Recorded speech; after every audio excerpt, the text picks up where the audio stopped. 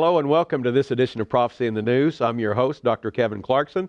Delighted you could join us today. We have a great show lined up. Our guest is an intriguing Bible scholar and student of prophecy. He's taken the prophetic world by storm in the last few years with a book that's the bestseller we've ever had here at Prophecy in the News. It's Psalm 83, and it's about the nations surrounding Israel and conflict coming there. And now our guest, Bill Salus, has come out with a new book, and it's called Nuclear Showdown with Iran. I want to welcome Bill. And Bill, just to tell our viewers, you're going to be a special guest at our prophecy conference that's coming to Orlando, March 5th through the 7th of 2015. And I know it'll be great for them to have a chance to meet you. I'm really looking forward to that, and I'm glad to be on the show again. Thanks, Kevin. Hello, I'm Dr. Kevin Clarkson, excited to invite you to the second annual Orlando Prophecy Summit. It's taking place this March 5, 6, and 7, 2015, and I'd love for you to be our guest. It's going to be in sunny Orlando, Florida, as I mentioned. We have an incredible lineup of speakers for you this year. The New York Times best-selling author Jonathan Cahn will be there, and his brand new book is breaking the record set by his first book, The Harbinger. And Bill Salus has made the forgotten prophecies of the Bible come back to life. Psalm 83 and Jeremiah 49 are prophecies that were written for our times. Paul McGuire wowed the crowds in Colorado Springs with his presentation. Paul will definitely be having something new and exciting up his sleeve for us in Orlando. These are just a few of the prophecy experts that are going to be with us. You can register, and the cost is only $90, and these 3 days of exciting teaching are going to be available to you by calling 1-800-475-1111. Well, listen, we want to jump right into this study you've got. You've kind of uncovered I would say, neglected or unreally disclosed prophecy. It was always there, but as you yourself were telling me earlier, a lot of prophecy becomes clearer the closer we approach to the time of its fulfillment. Absolutely. I think it was told in Daniel chapter 12, verses 4, verses 8 and 9.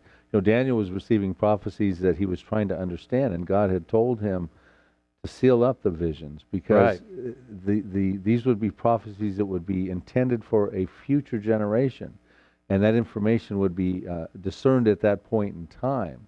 And we are finding right now, for instance, the Psalm 83 thing, just take a moment on that, dealing with a final Arab-Israeli conflict where the Arab countries and terrorist populations within those countries that share common borders with Israel will want to destroy the nation of Israel, that the name of Israel can be remembered no more. Now, 100 years ago, Kevin, that wouldn't have made much sense. No. But since 1948 and seeing the animosity that's been going on, the wars of 1948, the Arab-Israeli wars, 1967, 1973, it makes a lot of sense for our time. It really does. It's not a new prophecy. It was written in 596 BC by Jeremiah, vastly overlooked, like you said, could be dealing with Iran's nuclear program. That would not have made any sense about 3 or 4 decades ago. But right now, it's major news right now that we have to be paying attention to. It's as if we look through the glass darkly, and the closer we approach, it begins to come into focus a lot better. Yeah, Bible prophecies are invaluable predictive information given to us from a loving God with 100% accuracy. And He doesn't give us these prophecies because He wants to impress us, but to inform us because He loves us. So He's got prophecies that He's given to the prophets in centuries past that were intended to be discerned to equip us with information, or certain generations with information that they needed to have to best steward their lives and prepare for these types of things. And so these prophecies were not going to go without being discerned. Right. And we've found a couple of them in Psalm 83, and you've been presenting that book, The Missing Prophecy Revealed. And I'm excited you're presenting the new book, Nuclear Showdown in Iran, revealing the ancient prophecy of Elam. That's not a refrigerator magnet. That's not a bumper sticker. So we're going to introduce what's Elam to everybody. Well, tell us what that is. Okay. Well, Elam is the grandson of Noah. He was the son of Shem. He had settled in the area of modern-day Iran that hugs the Persian Gulf. All right. The Elamites go way back to the time of, like I said, Noah and Shem. We find out in Genesis 14 when that they were warmongers, because there was that episode that Genesis 14 points out where 5 kings came against 4 kings, and in the midst of that battle, Abraham's nephew Lot got kidnapped. Exactly. Well, Abraham, of course, rescued Lot, but we find out that one of the kings was King Chedorlaomer, of Elam. So they were warmongers. We find out in Isaiah 22, approximately 1,300 years later, that they're expert archers. So they had a period of time where they were perfecting their skills as warmongers, and of course the weapon of preferred choice to them was the bow, which makes sense when you start to talk about this prophecy. It talks about he's going to break the bow of Elam. It hits right at the core of something very important. You know, before we go further, this might be a place for us to look at this prophecy. And if you'll allow me, I'll read it to us and just refresh us in it. And you might follow along there on the screen with the words. Jeremiah 49, verses 34 through 39. The word of the Lord that came to Jeremiah the prophet against Elam in the beginning of the reign of Zedekiah king of Judah, saying, Thus saith the Lord of hosts, Behold, I will break the bow of Elam, the chief of their might. And upon Elam will I bring the four winds from the four quarters of heaven, and will scatter them toward all those winds. And there shall be no nation whither the outcasts of Elam shall not come. That's a fascinating word, and we'll get to that. Yes. For I will cause Elam to be dismayed before their enemies, and before them that seek their life, and I will bring evil upon them, even my fierce anger, saith the Lord. And I will send the sword after them, till I have consumed them. And I will set my throne in Elam, and will destroy from thence the king and the princes, saith the Lord. But it shall come to pass in the latter days that I will bring again the captivity of Elam, saith the Lord. So boy, there's a note of hope at the end. Yes. As there always is with God. Absolutely. If we turn to Him and work with Him, there's always hope. Right. But he says he's got fierce anger, and that's an unusually strong term in the Hebrew, that God is really vexed and very angry. And this prophecy has never been historically fulfilled. It has not. And in the book, I go to great lengths to point that out. And so therefore, as we come to the conclusions from the research I've drawn, we're looking at a prophecy that I believe is imminent. The stage is set for this prophecy to find its fulfillment. You know, there's only 6 verses, but they're very potent and I think very timely for us right now. The first 4 verses are dealing with bad news for Iran. Appears to be almost a nuclear showdown, and I'll explain why in just a moment. But like you said, the last 2 verses are good news for Iran.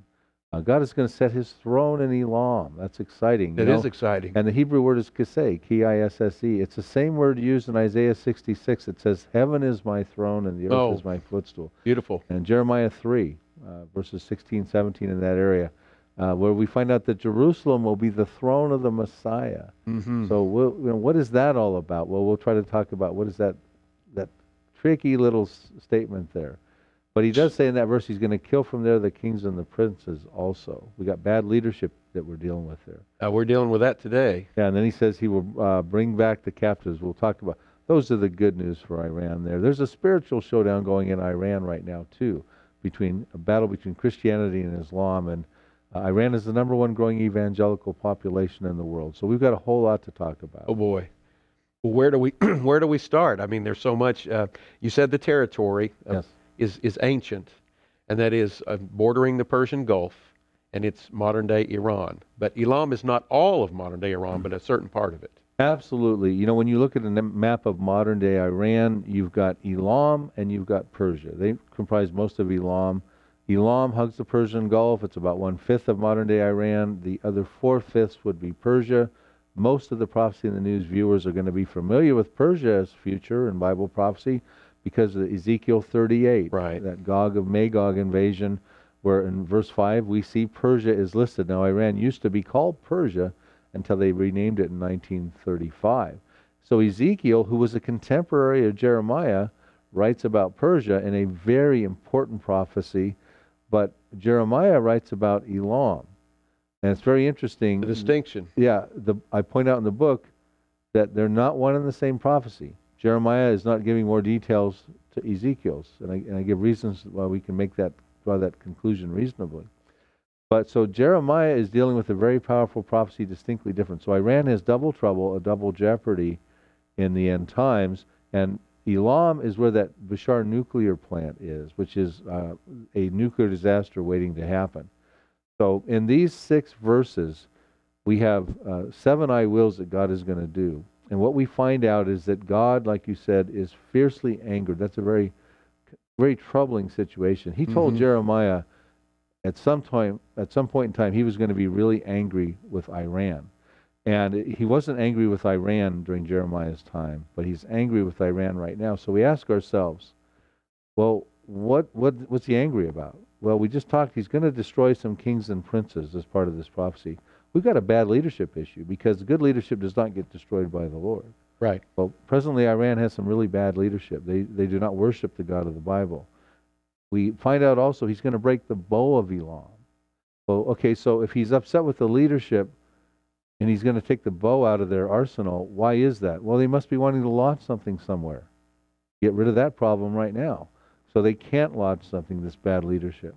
Well, right now Iran's working on a very advanced ICBM, Intercontinental Ballistic Missiles program, which the only purpose you have ICBMs is to put a nuclear warhead in them. Now, although Iran can hit anywhere in Israel right now with the missiles they have, concerns are Prime Minister Benjamin Netanyahu of Israel is trying to warn America that with an ICBM and a nuclear weapon, they could hit the east coast of America, and he's saying that could even actually happen in 2015. So as we start to unpack this prophecy, we're going to see more and more that it appears to be dealing with Iran right now. Well, you've done an enormous amount of research, even geopolitically today. How close do you really believe they are to finishing that nuclear missile? Well, it's interesting when we talk about the geopolitics. They have been negotiating with the international community since they decided they would do that in November of 13. They had a deadline from July of 2014. They missed that deadline. They extended it out to November of 2014. So they are negotiating with what they call the P5+1, the permanent 5 members of the UN Security Council, which for your viewers would be Russia, China, France, Britain, the United States, and +1 would be Germany, but with no avail. See, Iran, the makers of chess, are negotiating their way to a nuclear weapon. Well, you mentioned chess because that board game is supposed to have come from there, and they think ahead.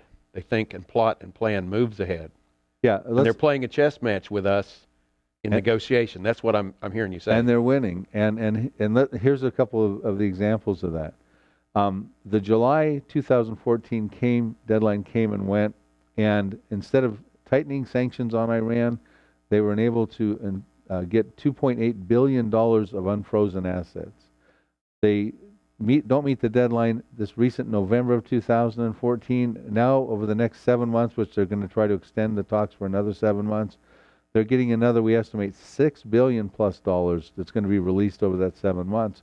And I ask the people when I add this up and do the math, we're talking about almost $9 billion that's going to be released by the end of the next 7 months from what they've already gotten. And how many ICBMs and centrifuges can you build and spend for $9 billion?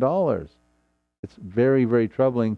But I'm not so sure Israel's going to allow Iran to go much further. This is a concern.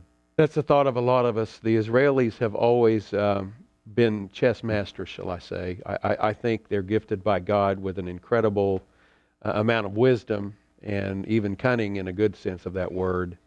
And they are not going to idly stand by and let their people be destroyed in their nation. Yeah, there's a lot of concerns right now in the Middle East with ISIS, of course, and Israel just had to fend off 3,000 missiles beginning in July of 2014 over a 50-day span. It's not like there's not a lot of hornets' nests over there in the Middle East, but you've been seeing for quite some time now, Prime Minister Benjamin Netanyahu has been saying the elephant in the room in his neighborhood is Iran's nuclear program. He is warning the world to watch out for this. And he spoke in no uncertain terms, I think, to the United Nations recently, about his concerns, and he didn't mince any words.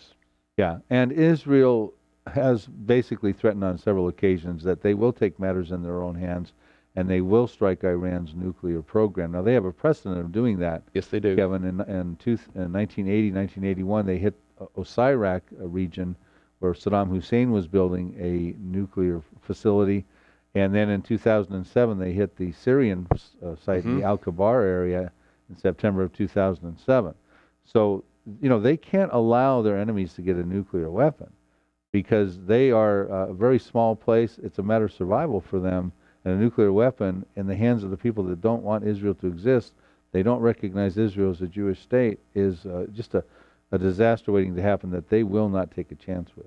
And the concerns I've read about Israel right now are that Iran's, nuclear development is taking place deep in the caves of the earth. They've got underground facilities. They're on to Israel in that sense, so they've taken some preemptive measures of their own. But do you know what Israel is currently doing to try to be ready for a strike like this? Right. This is not going to be an easy fix for Israel. It's a very complex nuclear program. It's well concealed and hidden. Israel covertly has been trying to slow down the program. There was a period of time where there was a Stuxnet virus that really slowed down things. There have been explosions near some of the nuclear facilities. There have been some assassinations of nuclear scientists. You might say that Israel's had some conspicuous fingerprints on those, but again, there's been no real claim on that. But, and our viewers may not be aware of this, but if I can interject this. Absolutely. You mentioned Stuxnet. Fascinating story came out, even on the main wire services when that happened, that, of course, what that was a computer sabotage. Absolutely. They prepare and actually develop, I think some 90% of the world's microchips are developed in Israel. And so some of their best minds created this saboteur element that would just stop the program and freeze it in Iran. But I heard that on the Iranian copy, it was actually named not Stuxnet as we call it, but Hadassah. Well, to our viewers who may not know Hebrew names as well, Hadassah is the Hebrew name for a young lady as Queen Esther.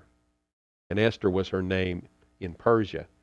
So we fast forward to our day, and they cryptically name this code Hadassah because, again, being saved from a Persian threat of extermination. Yeah, isn't it interesting when we talk about conspicuous fingerprints? Very. Was this a little reminder to a historical past of Iran where similar bad leadership was also considering genocide of the Jewish people at that point in time? I found that little tidbit of wisdom when it came out quite fascinating. I did too. I was arrested by it. Yeah, and since we're talking about the history, if you go about 50 years before Prime Minister Haman, Persia was actually a anointed empire initially by the Lord. Matter of fact, King Cyrus was written about by Isaiah, who wrote between 740 and 701 BC, by name. He was called the anointed king. He was called the Lord's shepherd. Yes. And remember, the story there was Jeremiah had come out before King Nebuchadnezzar had taken the Jews into 70 years of Babylonian captivity. And he warned them, you're going to be disciplined as a nation and you're going to go into 70 years of captivity. And sure enough, they did. First deportation around 609 BC. And then 70 years later in 539 BC, it had to be 70 years, it could have been 68 years or 72 years. God knows his math. Yeah, God can't be, taking a little guesswork here. Here comes King Cyrus, who now conquers the Babylonians. And when this Isaiah prophecy was brought to his attention, by name for him, it shaped his kingship for the future. He immediately said, I'll send the Jews back, and in fulfillment of Jeremiah's prophecy. And he was a good king. This is a point I want your viewers to understand. He was a good king.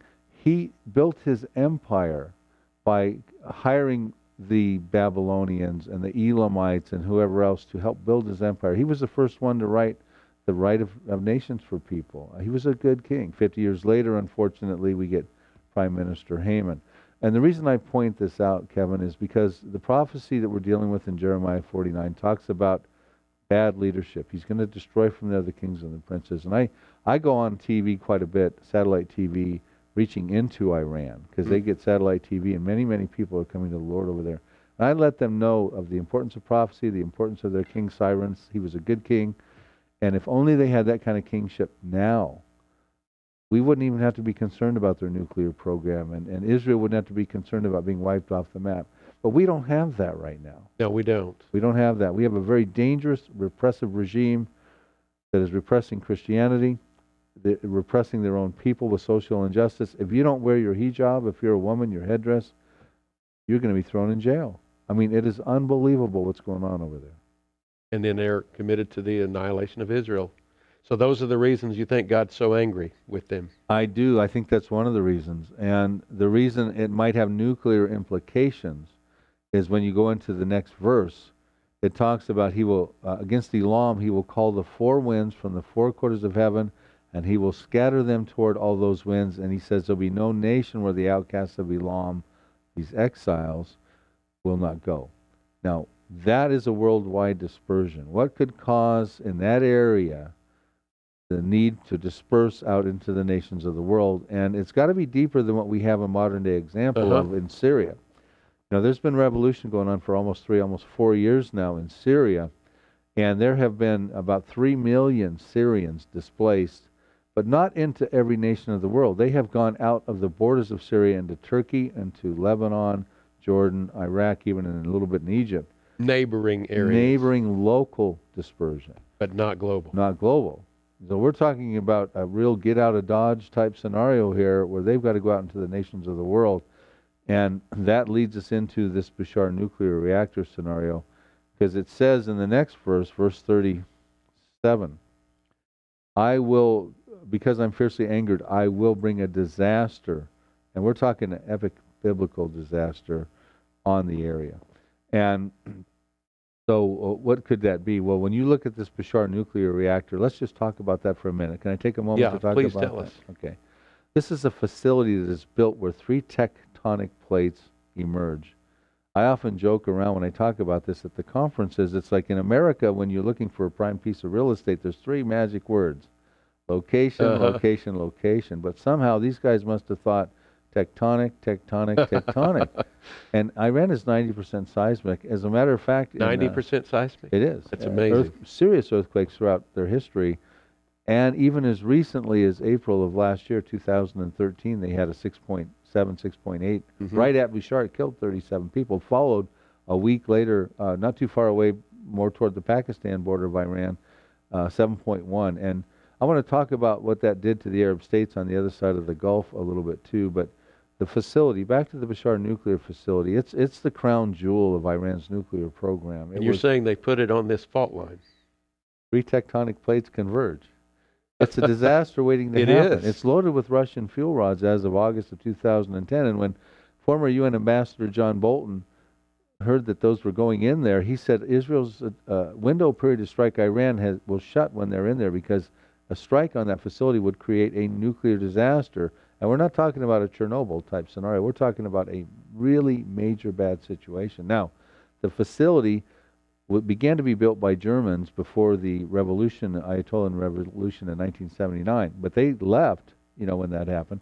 So the Iranians tried to start building on that facility, but they couldn't complete it, so they contracted the Russians in 1995. So you got German, Iranian, and Russian parts on a 40-year-old facility with a 30-year-old cooling system, and no one trained in there to handle a nuclear disaster like we had with Fukushima or like the Japanese location. Yeah. So it's a nuclear disaster waiting to happen. Israel is threatening to strike it. They've been waiting for the midterm elections to sway Republican in November of this 2014, which they did, feeling that there would be a little more Israeli sentiment should they strike.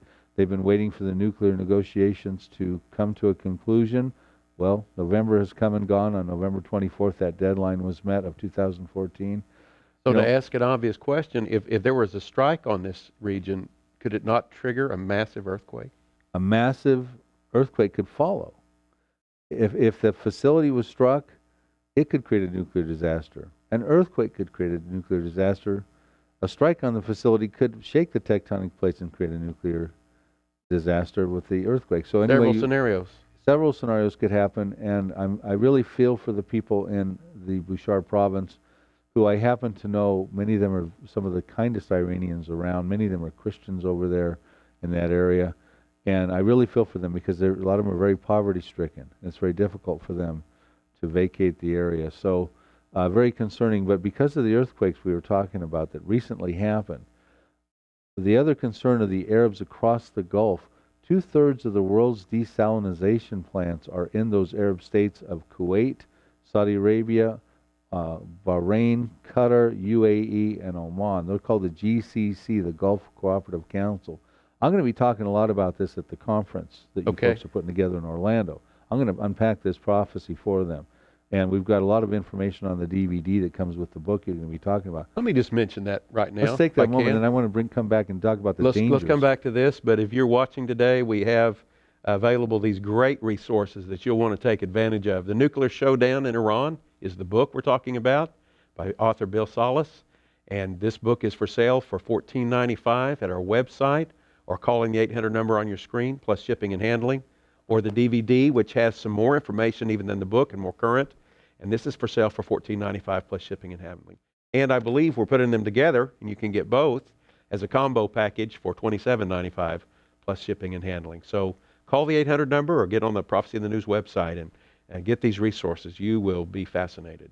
Thank you for that, Kevin. Now, the Arabs were so concerned across the Gulf because drinking in potable water is about as rare a commodity as you can have over there.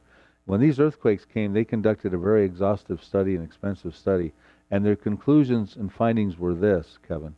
And what that is that in 15 hours, the radiation could come across the Mediterranean and through the way wind patterns blow and affect 40 to 100% of their Arab populations over there.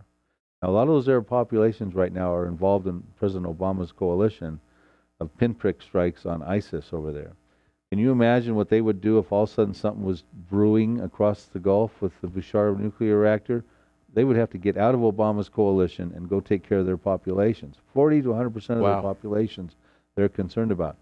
On the flip side, they're saying only about 10% of Iran's population in the affected area could be affected because of the wind patterns, but there's this mountain range there called the Zagros Mountains, about 550 miles long, 150 miles wide, that would kind of keep the radioactive fallout from going over to Tehran and into Persia proper, because they've got to be intact for Ezekiel 38 and 39. So this is, we're talking about a specific area right here dealing with Elam.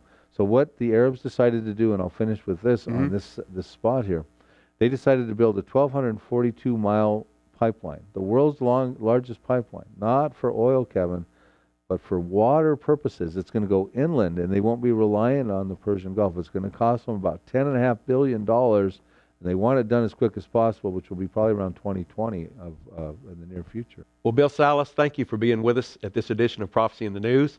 I'm your host, Kevin Clarkson, and as always, all these things are pointing to the return of our Lord Jesus Christ. So let's keep looking up.